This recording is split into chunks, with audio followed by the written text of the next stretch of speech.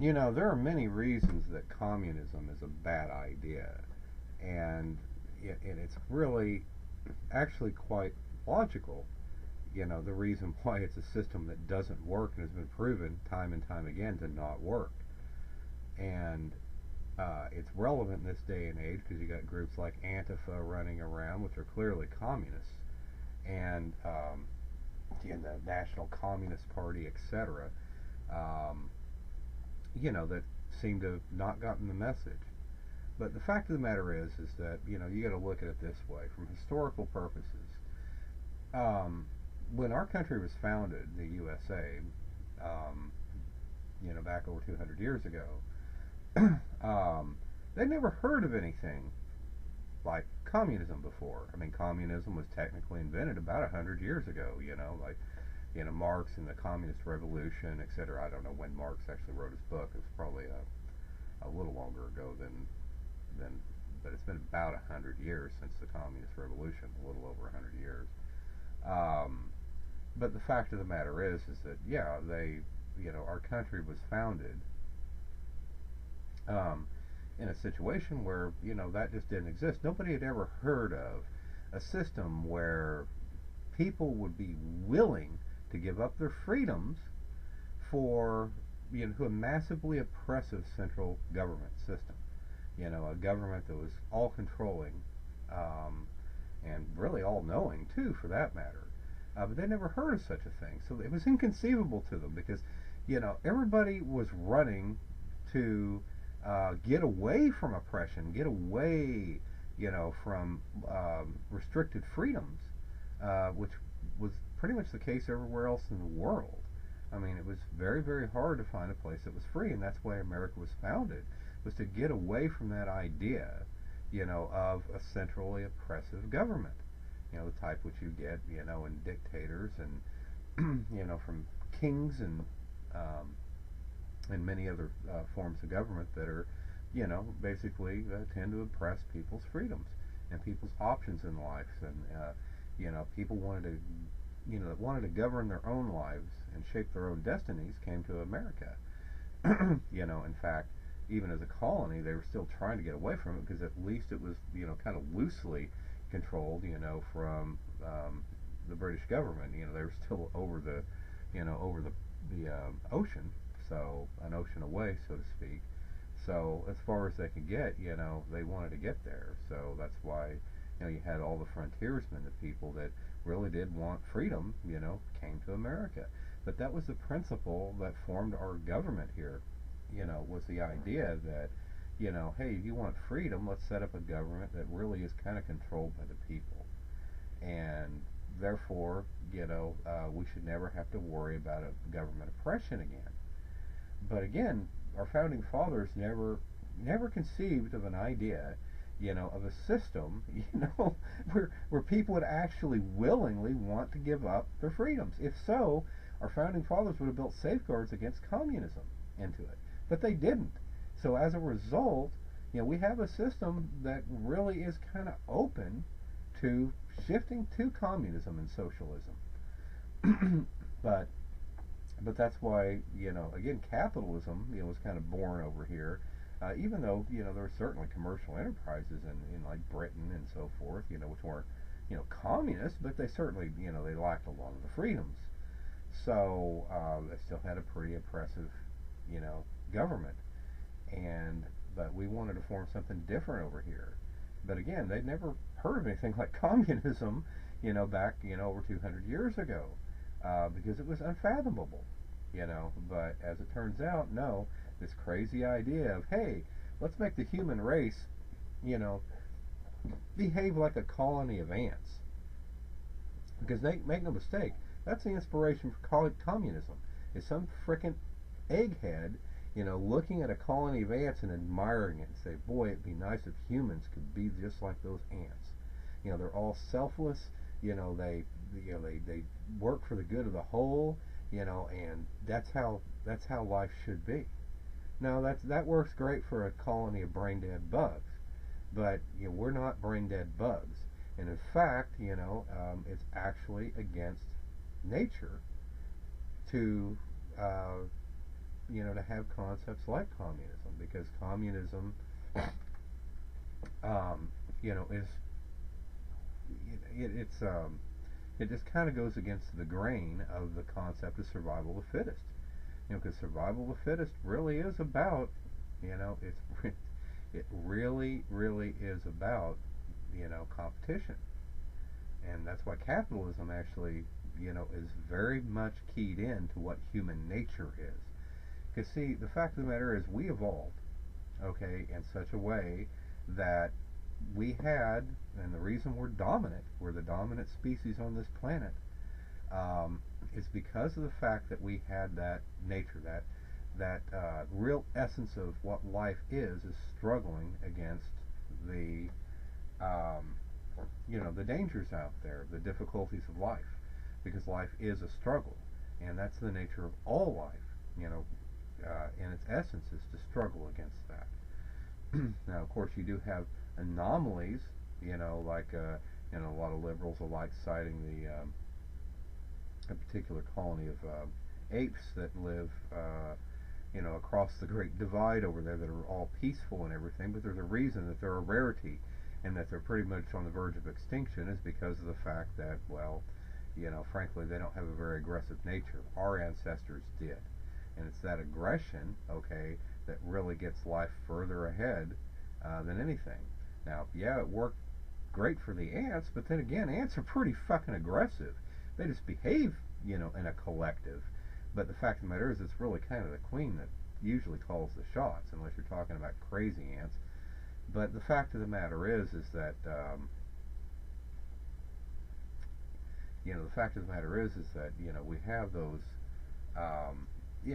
exceptions, but still overall, yeah, they are behaving like a collective, but that still doesn't fit for us. That is not our nature, to behave like a collective, okay, that just in a brain dead way kind of serves a queen and kind of serves the greater good of the whole. On top of that, that is not our nature, and it never will be. So, the fact of the matter is that,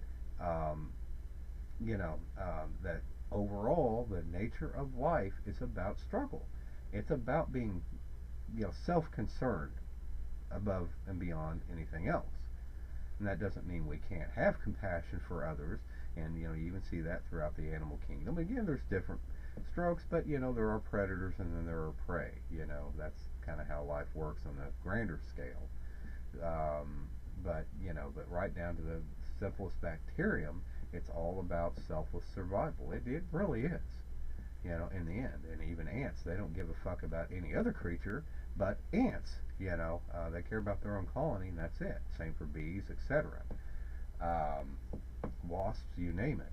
But the fact of the matter is, these are quite aggressive creatures, even though they are collectively cooperative.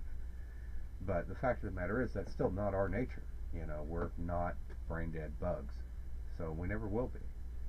And that concept will never apply to humans, just because it's against our nature. We've not become the dominant species because of that. But like I said, capitalism and freedom, actually work really well with human nature. That's why it's been a successful concept overall. Communism, on the other hand, works against human nature. It seeks to oppress that, and tries to force people to behave collectively and to think collectively. But the fact of the matter is, you're never going to get that now without some kind of brain surgery or something. So the fact of the matter is, it's just never going to work. And I don't think any of us would really like a government that would, subject us all to brain surgery. So, in order to try to control our behavior. And, that could happen someday, who knows. But the fact of the matter is that, communism is kind of a one-way ticket. So, once you go in that direction, it's kind of, especially in this day and age, it's hard to break out of it. But there's a reason why these fuckers want global domination on top of everything else, is because in this day and age in particular, once you have global domination of a communist system, there's nowhere for you to go. So communism will always be supreme because the government and the technology we have, etc. I mean, who's gonna, if you have the whole world communist, how the hell are you ever gonna mount rise up against that. You never will, because like I said, the military and the police would have such high amounts of power, they'd never get away from it. And fascism too, by the way, is communism as well. So don't let them call you fascist. Don't let the name Antifa, anti-fascist, fool you. Communism is communism, and they're socialists. Nazis were socialists, National Socialists. That's what it stands for. So they were basically the same goddamn thing, just with a slightly different flavor of it. But it's all the same. It's all about oppression. It's all about wanting to take your freedoms away and having a government that thinks they know better than you, how to run your life than you do. So, but like I said, we don't have the safeguards in our government, to prevent something like that, because our founding fathers never saw it. That's why it'd be nice if we had a stronger constitution. But the thing about it is, though, is that, and this is the cruelest thing about it, is that in fact there is no such thing as a perfect government. There is no such thing as a perfect political system. So I'm not going to sit here saying that capitalism is perfect. Oh, by far from it. I mean, it needs regulation and so forth. It does. But at the end of the day, communism sure as hell isn't the answer. It's the exact opposite of the answer. But the problem is that humans, like I said before, we're built for a struggle. That's what got us to where we are, is being able to struggle against the element, never being happy with our situation. And it's that struggle, for us to try to always improve things, sometimes even when they don't need to be improved, that has driven us forward. So the thing is that even if, just like on the movie The Matrix, when the architect was sitting there saying, well, the first few matrices failed because we made it too perfect. Well, the fact of the matter is that's actually very profound, because if we had a perfect government, which we kind of do, but the fact of the matter is that it'll always fail, no matter what government we set up, simply because of the fact that we're never going to be content with it. We're built for a struggle. So it's that's just the nature of our kind of our being, is to struggle. So the grass is always greener, and it's always got to be greener on the other side. So in many ways, we're kind of doomed to actually keep fluctuating back and forth, no matter what, just because we're never going to be happy with any system we come up with, and we're always going to change it. And then, two, the thing about it is that, when you have a good system like we have here, it does tend to get, I don't know, kind of bloated, because, you need to, you got people that go out there and take too much advantage of the system. And, like the carpetbaggers and so forth, the Standard Oils, the etc., that led to so much regulation of business, because it was creating these massive conglomerates. Okay, so you needed antitrust laws, etc. But at any rate, there's in a system like ours, you still need continuous regulation. So as time goes and people abuse the laws, new laws have to be made up, so our government naturally becomes more progressive as we keep abusing our own freedoms. That's the irony, and that's the other reason why you're never going to find a stable system, because that's always going to happen. It's our nature. So, and you have freedoms, people are always going to abuse those freedoms. But as my contention is this, that the only way you could even come close to a perfect system is to actually make it so that laws aren't indefinitely persistent, like they are today. I mean, once a law goes on the book, hell, it's on there. That's why we still got horse and buggy laws, on most law books out there, even though they're not applicable at all anymore. Laws shouldn't last more than 50 years. Maybe not even that long. Maybe just 25 years or so, and then they automatically go off the law books. Okay, not only would that make it possible for the average person to maybe actually know the law for a change, whereas that's an impossibility to actually know the laws that govern you under our current system, because my God, most lawyers don't even know all the laws. The law books, take up whole libraries.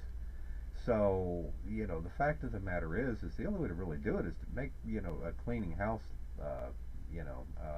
system, as part of the fabric of our government, where laws only go on the books for a short period of time. When people abuse them, okay, yeah, there's going to be a law against it, and for at least 25 to 50 years, you're not going to be able to break that law again.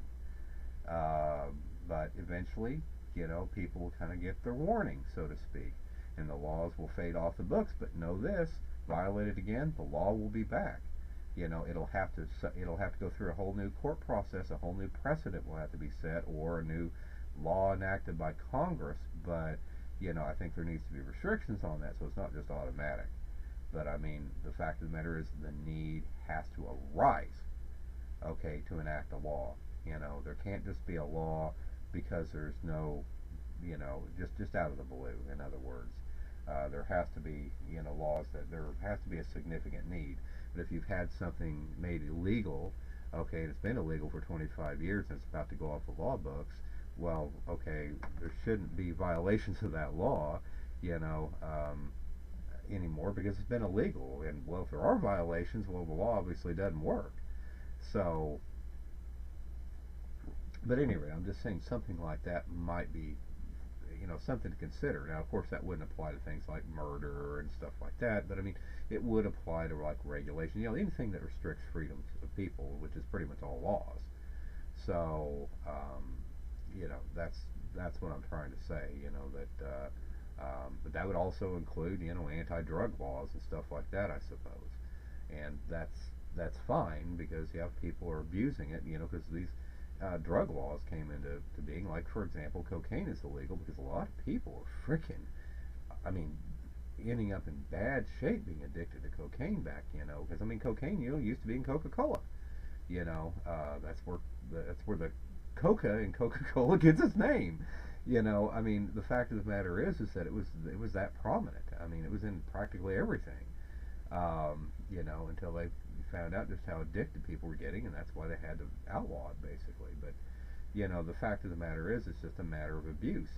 But know this: if you guys get carried away and it creates a problem again, well, it's probably going to be outlawed again.